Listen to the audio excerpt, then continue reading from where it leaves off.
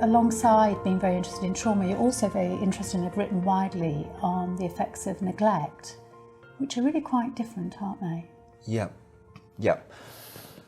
It's something I try to remain passionate about, though interestingly, neglect is something that it's quite hard to be passionate about. So I realised I worked for many years, maybe 15 years in the Tavistock Fostering Adoption and Kinship Care team, and since then and before that I was working with this kind of patient group. And I realised there's a group of patients, clients, children, young people, adults, who just didn't have the good enough early experiences for their personalities to grow and develop. And that in their presence, often I felt all kinds of things which I wished I wasn't feeling.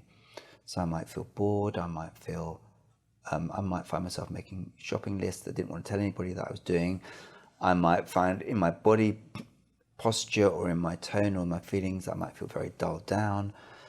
And I thought this was because I was a bad therapist. What I didn't realise, took me ages to realise, was A, this is quite common with people with particular kinds of presenting backgrounds, and B, I wasn't alone in this, and that what these people had, how these people had adapted to their very neglectful environments. And maybe the kind of the classic one would be, I work with quite a lot of these kids who were in these very awful Ceausescu regime Romanian orphanages, is that they had shut down and in order to survive. So there's a slight difference, and both bits are true.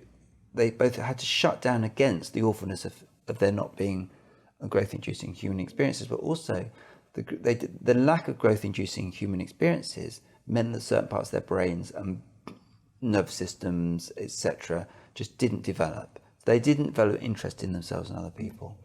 And so they became very deadened in themselves. Some of them developed quite good cognitive skills, but emotionally they didn't. And the neuroscience is absolutely clear about this. Very, very little capacity often to reflect on themselves and other people, to recognize other people's emotions, because why would they? Because no one's ever recognized their emotions.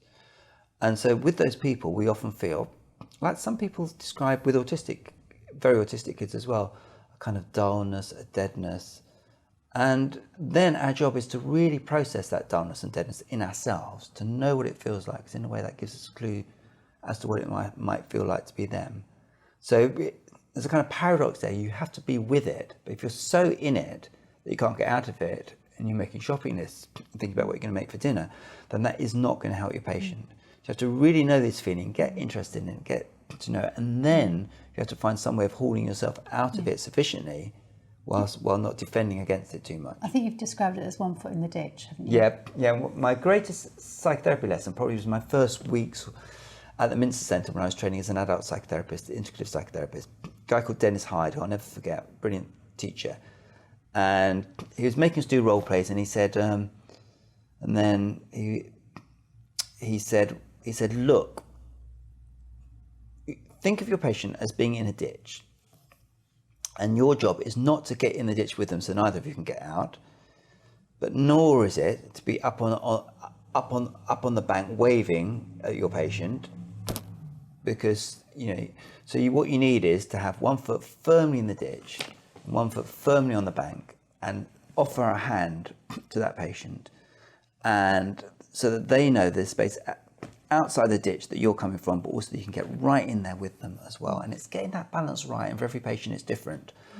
But actually for these, getting in the ditch in effect is when you're dull, bored, not there at all. And so noticing our own levels of dullness and can allow us to move out of that, and then watch. One of the fascinating things with these very neglected patients is that we don't see the little moments of hope because we're so dulled down as they are. So if you see a tiny hint of excitement, I'd stop it. What was going on there? What's happening with your hands there? Well, it looked like you might have been a bit interested, and then that might develop something which might then become part of their personality in time. So is that the key to therapeutic growth? Finding those moments where you see aliveness, even just small sparks of aliveness in a dulled down patient. Yeah, I think with neglected kids is a very central part of what will make a difference in the long term. And it's slow, incremental, moment by moment work, which eventually can give rise to, a lot of these kids can't play. A lot of these kids can't symbolise. A lot of these kids don't know what fun is. So Jaap Hankset, for example, talks about the seeking system, the pleasure system. It used to be called the appetitive system. We need an appetite for life. We need what the neurobiologists talk about in terms of dopamine. We need to be excited and joyful and want good things for life. That's part of our evolutionary heritage. So think about evolution. We have to, if we didn't move towards enjoyment of food and sex and things like that, then we wouldn't be able to reproduce.